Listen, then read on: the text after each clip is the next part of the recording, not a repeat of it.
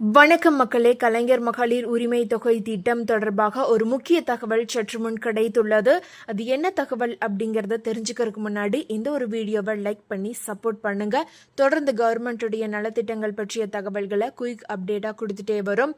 எல்லா தகவலும் கண்டிப்பா உங்களுக்கு பயனுள்ளதா இருக்கும். நம்பி நம்மளுடைய குட்டி இன்ஃபோ சேனலை சப்ஸ்கிரைப் பண்ணிக்கங்க. வாங்க வீடியோக்குள்ள போலாம். அதாவது உங்களுடன் ஸ்டாலின் முகாமின் முதல் வாரத்தில் மகளிர் உரிமை தொகை திட்டத்திற்கு விண்ணப்பம் செய்த பலரும் தங்களுக்கு முன்கூட்டியே மகளிர் உரிமை தொகை வழங்க வேண்டும் என்று கோரிக்கைகளை விடுக்க தொடங்கி உள்ளன. இதை அரசு பரிசீலனை செய்ய வாய்ப்புள்ளதாகவும் தகவல் தெரிவிக்கின்றன. உங்களுடன் ஸ்டாலின் முகாமில் விண்ணப்பம் செய்தால் 45 நாட்களில் அதற்கான தீர்வு கிடைக்கும். அப்படி பார்க்கும் பட்சத்தில் உங்களுடன் ஸ்டாலின் முகாமின் முதல் வாரத்தில் மகளிர் உரிமை தொகை திட்டத்திற்கு விண்ணப்பம் செய்தவர்களுக்கு ஆகஸ்ட் மாதம் இறுதியில் பதில் கிடைக்க வேண்டும்.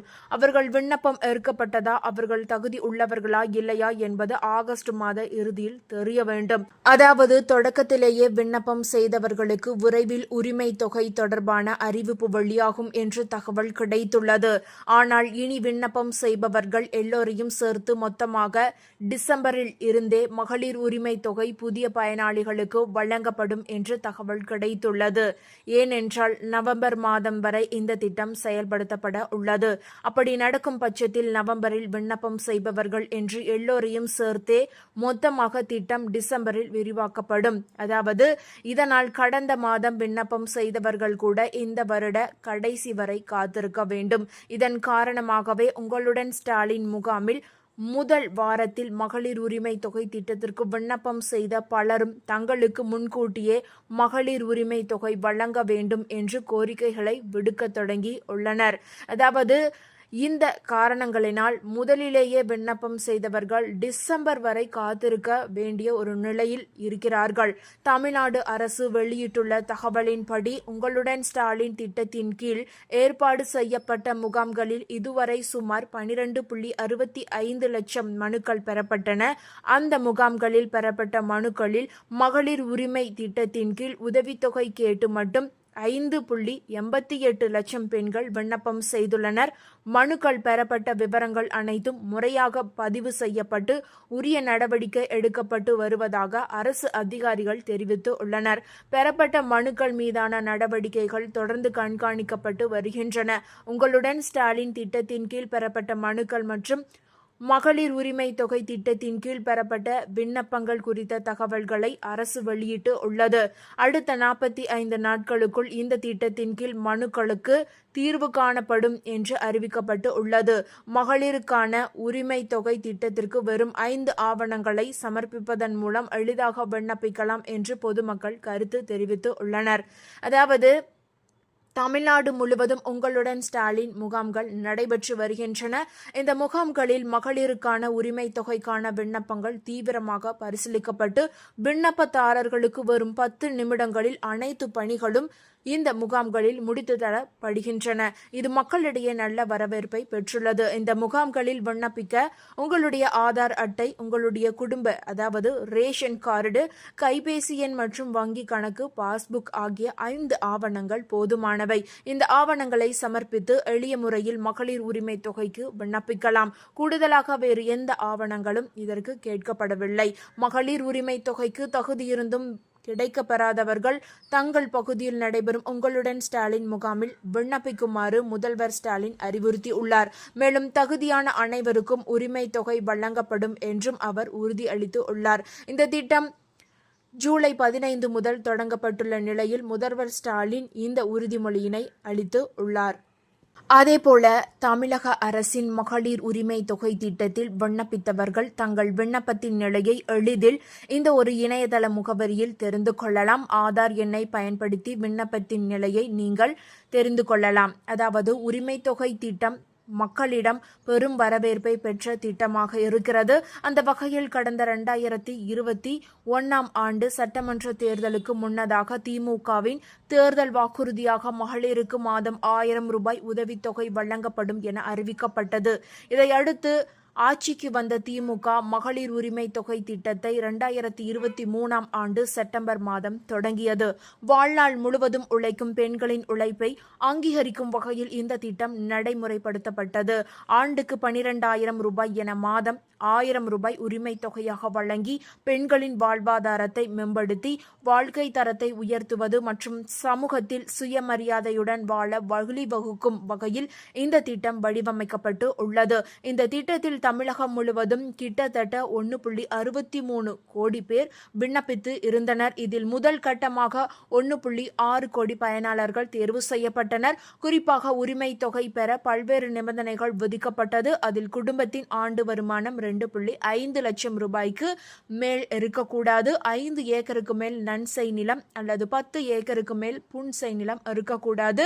ஆண்டுக்கு 3,600 யூனிட் மின்சாரத்திற்கு மேல் பயன்படுத்துபவர்கள் தகுதி அற்றவர்கள் என அறிவிக்கப்பட்டது. மேலும் மத்திய மாநில அரசு ஊழியர்கள், மக்கள் பிரதிநிதிகள், வருமான வரி செலுத்துவோர் ஆகியோரின் குடும்பங்கள் தகுதி பெற முடியாது. அதாவது இந்த ஒரு திட்டத்திற்கு விண்ணப்பிக்க முடியாது. 1,000 ரூபாய் அவர்களுக்கு கிடைக்காது. இந்த நிலையில் சுமார் 60 லட்சம் விண்ணப்பங்கள் நிராகரிக்கப்பட்ட நிலையில் மீண்டும் உரிமை தொகை பெற எப்போது விண்ணப்பங்கள் வழங்கப்படும் என மக்கள் காத்திருந்தனர்.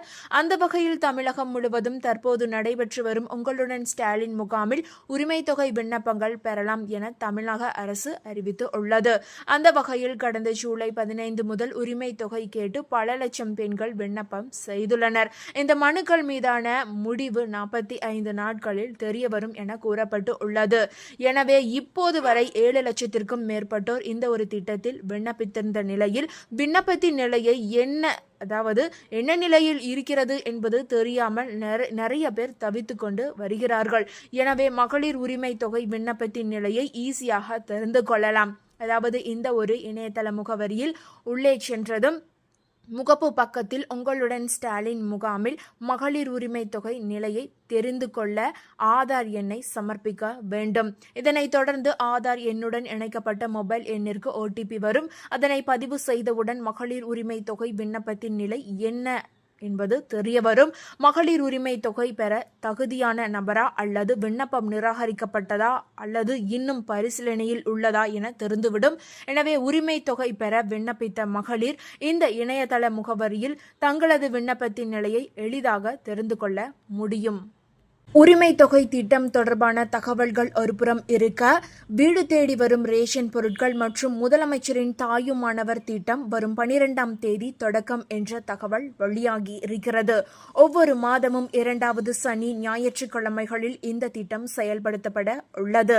16,73,333 குடும்ப அட்டைகளுக்கு நேரடியாக பொருட்களை வழங்க முடிவு செய்யப்பட்டுள்ளது என்ற தகவல் கிடைத்துள்ளது.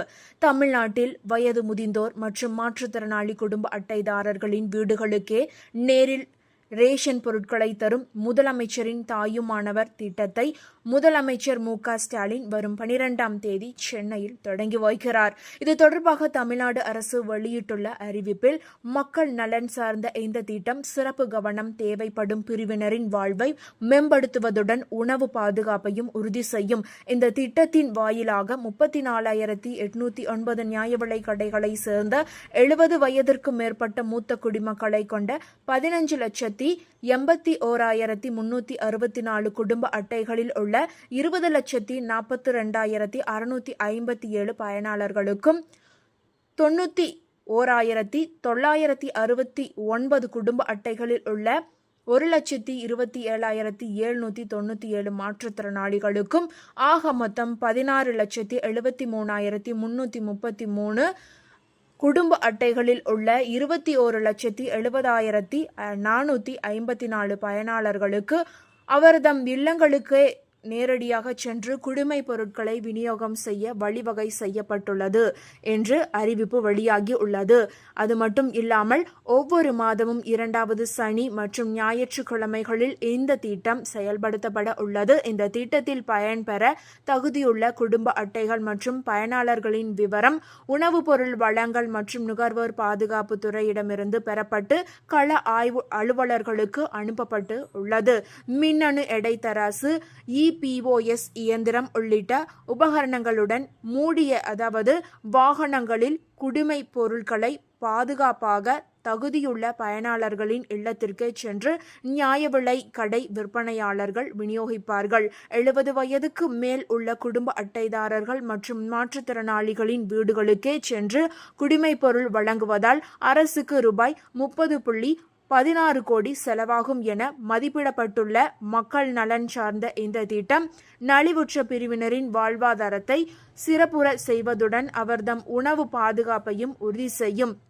மாண்புமிகு தமிழ்நாடு முதலமைச்சர் அவர்கள் 12/8/2025 அன்று இந்த திட்டத்தை சென்னையில் தொடங்கி வைக்கும் வேளையில் மாவட்டங்களில் மாண்புமிகு அமைச்சர் பெருமக்கள், நாடாளுமன்ற சட்டமன்ற உறுப்பினர்கள் உள்ளிட்ட மக்கள் பிரதிநிதிகள் கலந்து கொள்வார்கள் என்று தெரிவிக்கப்பட்டு உள்ளது.